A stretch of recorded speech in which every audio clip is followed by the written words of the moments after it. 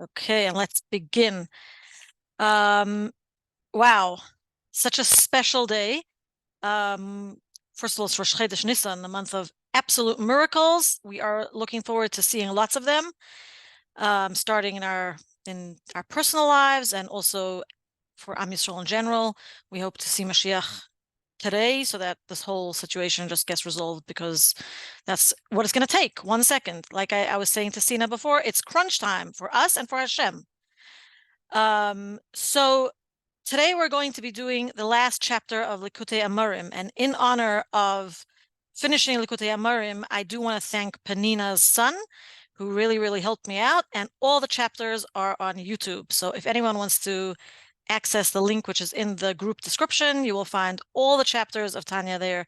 I was really excited when he told me he was able to upload everything by yesterday, so that all 53 chapters are on. Well, the 53rd is today, but will be uploaded to YouTube by the end of today. And I think it's a really, really nice gift that we're giving to the Rebbe in honor of his birthday on Yud Aleph Nisan. And perhaps maybe if someone is going to the Oyel, someone who lives in Brooklyn, closer to the time, can maybe take the names of the participants of this class. We could put it on the group. I think it's a very nice gift to give to the Rebbe. Okay. Chapter 53 brings it all together. The whole point of Tanya. We previously explained in the last chapter, we were explaining about the Shechina. Shechina meaning the beginning of the revelation of Hashem in this world. We explained that that's what it means. And we said that in order for the Shechina to come down into this world, the Shechina has to have a garment, because otherwise we would not be able to tolerate the great light that comes from this amazing source of revelation of Hashem. This source of revelation is actually the start of the potential to create. So the beginning of creation comes from the Shekhinah, much as the source of life in our own bodies, which is our soul, begins from the brain. And that's what we explained in the previous chapters. And the Alter Rebbe also continued to explain that the garment for the Shekhinah is the Torah. Because in order for the Shekhinah to come into the world, it needs a garment. We explained why the Torah is able to be the garment for the Shekhinah, because one would think that since the Shekhinah is so lofty, there needs to be something much higher than the Shekhinah to be able to be a garment for the Shekhinah, in order for the Shekhinah not to consume the actual garment. So yes, we have the Torah, which is higher than the Shekhinah, because it is Hashem's will and wisdom. On the other hand, we say if it's higher than the Shekhinah, then how can it bring it down into this world without being consumed, without being changed? So we explained that Torah has this quality, that it is like water, that even though it goes from a higher place to a lower place, it remains unchanged and is able to serve as the garment of the Shekhinah, for the Shekhinah, and brings it down through all the different levels into our world in order for us to learn the Torah and for us to practice the mitzvahs. Now, we actually explained last chapter, and we're going to go into it a little bit more now, the theory of how it actually comes down, the semantics of how the Shekhinah comes down. And we said that there are 4 worlds, 4 spiritual worlds: Atzilus, the world of emanation; Atzilus, Bria, the world of creation; the world of Yetzira, the world of formation; and the world of action, Asiya. And as the Shekhinah goes down together with the Torah, right, and comes down to our world, into our worlds, the worlds themselves are divided into the intellectual attributes and the emotional attributes, the sfirot. And when the Shekhinah first comes down into a world, it resides in the Chabad of that world, the intellectual attributes of that world, the Chachma, Bina, Da'as of that world. That is considered to be the holiest part of that world, the Kodesh HaKadoshim of that world, the Holy of Holies. So it goes to the Chabad, and then in order to manifest the creations which are inherent in each world, it descends to Malchus, Malchus being the last sphere of that world. And Malchus, through the attribute of Malchus, all the creations of that particular world are created. So just to resume this, to summarize this, we would say it goes into Chabad of Atzilus to Malchus of Atzilus. From Malchus of Atzilus, it goes to Chabad of Bria. From Chabad of Bria, the Shechina goes down to Malchus of Bria. From Malchus of Bria, it goes down to Chabad of Yetzirah. From Chabad of Yetzirah, it goes to Malchus of Yetzirah. From Malchus of Yetzirah, it goes to Chabad of Asiya, and eventually gets to our world, starts creating the creations of our world. But here's a very interesting thing. If we actually look at the history of how the Shechina presented itself in this world, we have to go back to the first Beis Hamikdash in our world, right? So we're not concerning ourselves so much with the higher worlds, but let's say, how does the Shechina get down here into this world? So interestingly enough, there was a change over the years of how the Shechina came down to the world. So in the first Beis Hamikdash, the Shechina actually bypassed Yetzirah and Asiya to get to this world. So let's say we have 4 worlds, right? Atzilus, Bria, Yetzirah, and Asiya. Asiya being the lowest world, our world. In the first Beis Hamikdash, the Kodesh HaKadoshim had inside of it the Aron, the Holy Ark, and the Luchos, the tablets, the sacred Luchos. If we learn about the Beis Hamikdash, the Aron, the Holy Ark, and the Luchos did not really follow the laws of nature.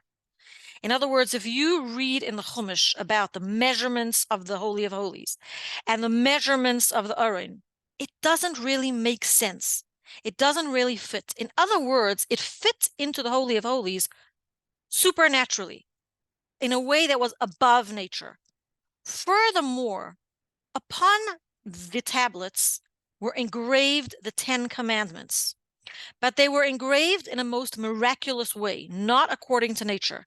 The way they were engraved was through the stone. It wasn't just like, a little engraving that you were able to read. It was letters that went through the stone. In other words, there were parts of the stone, specifically in the letters Samach and the final Mem, that were just suspended in the air. They weren't connected to anything. They were suspended miraculously. So we actually see that in the first Beis Hamikdash, the Shechina came down in a way that was not so compatible with this world. The Shechina came down on a much higher level than this world. And we know that since the 10 Commandments were engraved on the tablets, the 10 Commandments are the essence of Torah. Even in Tanya, we have explained that the 10 Commandments are symbolic of all 613 commandments, and specifically the first 2 represent all the positive commandments and all the negative commandments. So those 10 commandments, which were in the Aron, actually represented the essence of Torah. Torah is Hashem's wisdom. Where does Hashem's wisdom come from originally?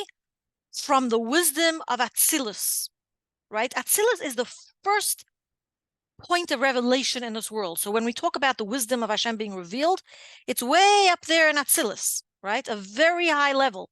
So the descent of the Shechina in the first Beis Hamikdash went from Chabad of Atzilus down to Malchus of Atzilus, went into Bria, the second world, because it has to be a little lower than Atzilus in order to come down into this world, but there it remained. It did not come down to the level of Asiya. And that is why it was able to be in the Beis Hamikdash in the most miraculous way. The Luchos in the first Beis Hamikdash were not governed by physical laws of creation. And that's why the Luchos, when we speak about the Luchos in the first Beis Hamikdash, which is the place of the Shechina at the time of the first Beis Hamikdash, we say that the Luchos were Ma'aseh Elokim Hema. They were the action, they were the creation of God himself. Hashem himself wrote those Luchos, not a human being. So we see that the way the Shechina and the Torah, which is the garment for the Shechina, expressed itself in this world during the time of the first Beis Hamikdash was higher than all the other worlds which came afterwards. In the second Beis Hamikdash, there was a change. In the second Beis Hamikdash, the Shekhinah resided according to the laws of creation in the Holy of Holies. So as we say that each world has the Chabad of the world is the Holy of Holies of that world, the holiest part of that world. So too in the second Beis Hamikdash, where there was no luchos and there was no ark because they were hidden. So they were doing their function in this world until today. They're hidden. So they serve their function, but in a hidden way, not in a revealed way. And we have said before that Shekhinah is godliness revealed, right? So in the second Beis Hamikdash, the Shekhinah resided in Chabad of Asiya, our world. The holiest part of our world is the intellectual attributes, the Chachma, Bina, and Das, which is Chabad of Asiya, following the order of creation. In other words, being revealed to a lesser degree than it was in the first Beis Hamikdash. And now, what about now? What about after the destruction of the second Beis Hamikdash? Where's the Shekhinah now? Right? So this is the crux of Tanya. This is the beauty of what the Alter Rebbe teaches us. Do you know where Shekhinah is now? We say, Ein loy lahakadosh baruch hu ba'olamai, ela daled amos shel halacha bilvad. The Shekhinah resides in the 4 cubits of halacha. What is halacha? Halacha is law, the Torah law, the details of the mitzvahs, the measurements of how much matzah and maror you have to eat on Pesach, how many hours you have to wait between meat and milk, what time you have to light the Shabbos candles, how much tzedakah you have to give, and so on and so on and so on. It's the laws that govern the mitzvahs. Now, this is not in Tanya, but I think it's very appropriate to mention that once the Rebbe was discussing on Simchas Torah, and it's known that Simchas Torah, the Rebbe would discuss concepts that were normally a little bit out of the realm of people to accept, but because Simchas Torah was a day of so much revelation, the Rebbe spoke about many topics which may not have been so easily received previously, but on Simchas Torah they were received. And there is a sicha about Simchas Torah where the Rebbe speaks about halacha being the four cubits of halacha being the place where Shekhinah resides, and compares halacha to the light of a laser beam. Laser had just recently been invented at the time, and the Rebbe said, sometimes people feel halacha as a burden. There's so many details, like, the sleeve has to cover the elbow, and the measurement of the sukkah has to be a certain measurement, and the menorah, and all these little details, they could bog you down, right? They could say, why does Hashem really care so much about all these little details? They could be perceived as a burden. And the Rebbe explained the non-burdensomeness, let's call it that, of halacha, explaining by a mushal, using the example of regular light and a laser beam. So the Rebbe explained that when you turn on the light in your living room, the light expands all over the living room. That's why your whole living room is illuminated. It's not a focused light, it's just expansive, right? But on the other hand, it's not so powerful. A laser is a very focused, limited, strong light. In fact, it is so strong that we could do surgeries today with laser. We could do all sorts of things. We can cut metal with laser.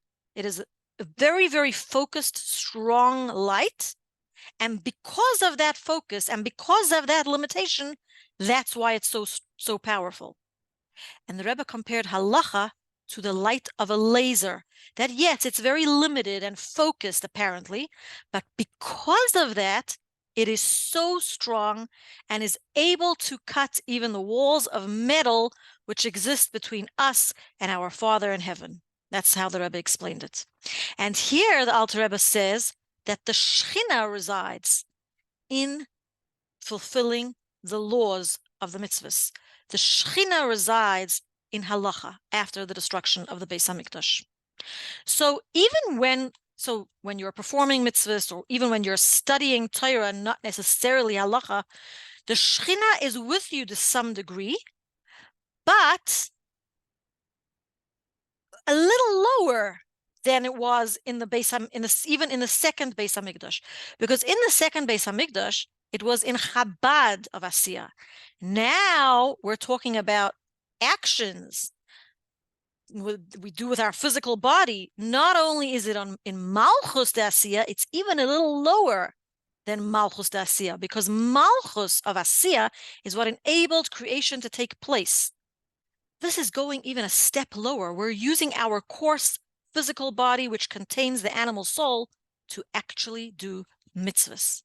So now, one could actually think that this is a disadvantage. Wow, the Shekhinah is so low. It's like revealing itself on such a low level in our world. So it's kind of like maybe diluted.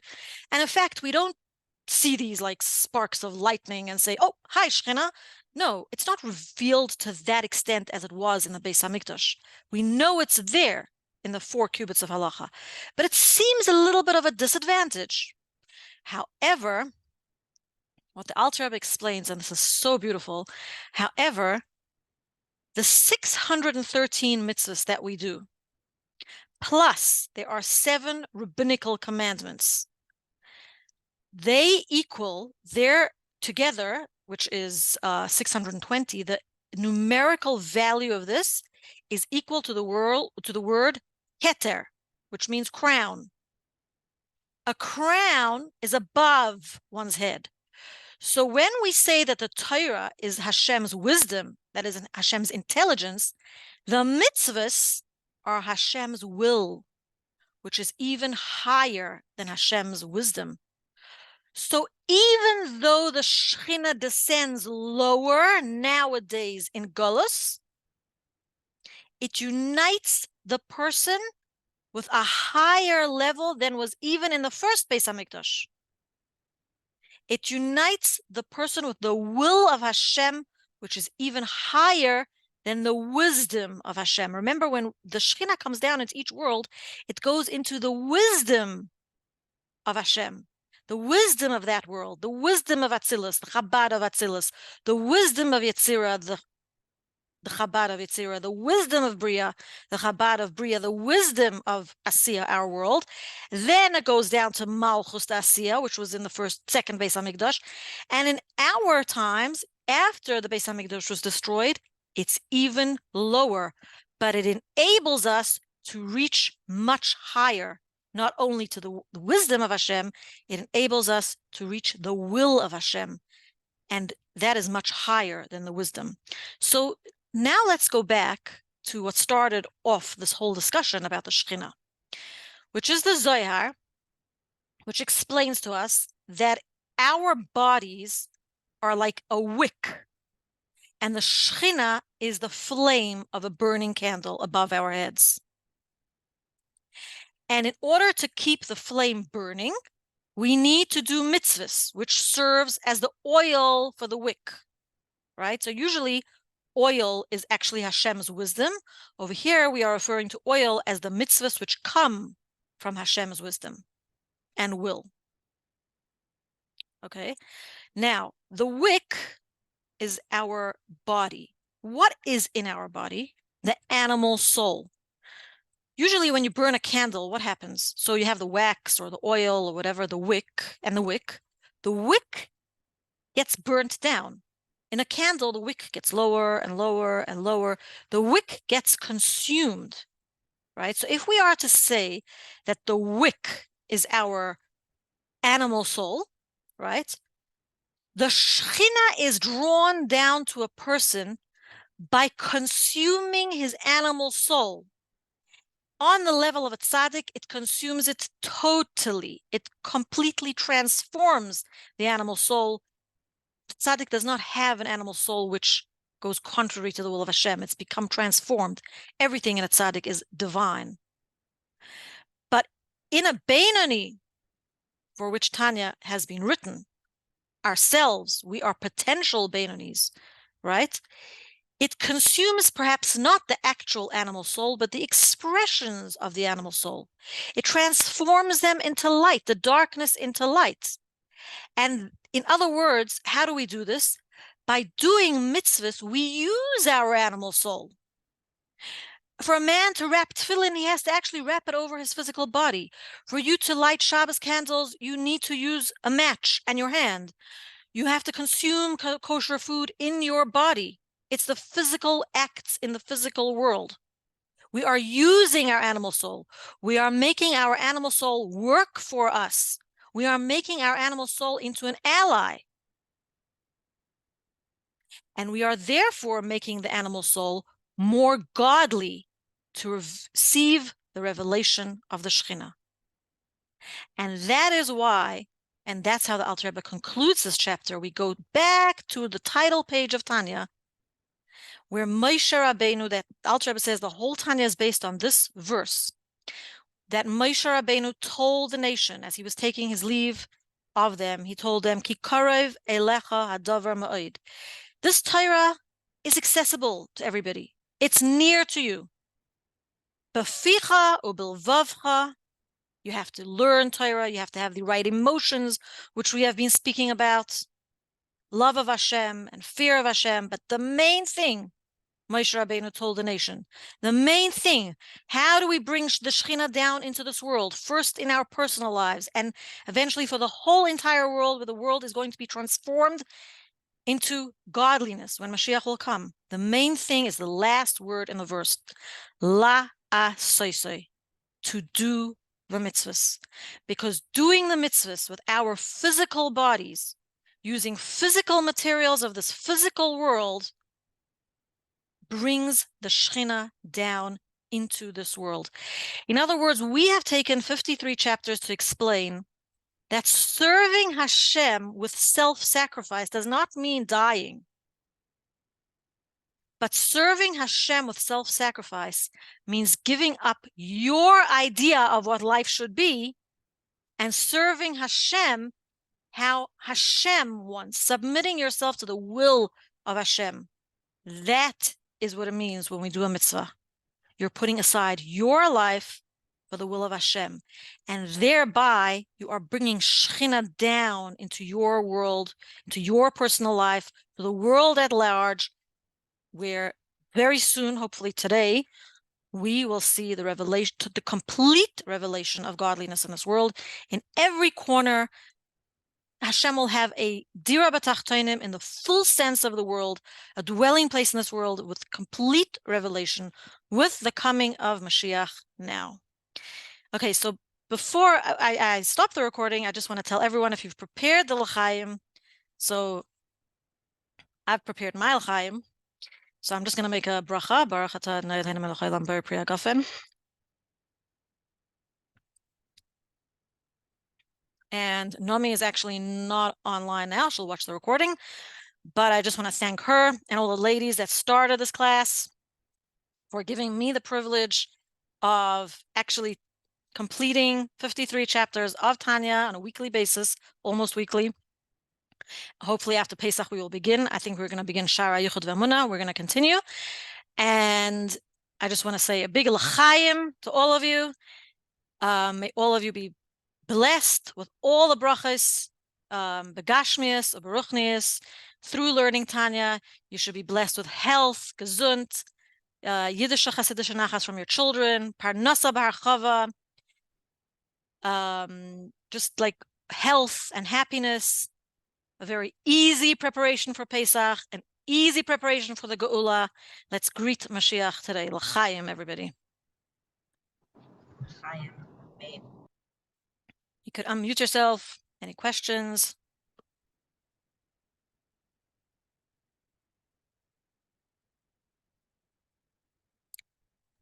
Right.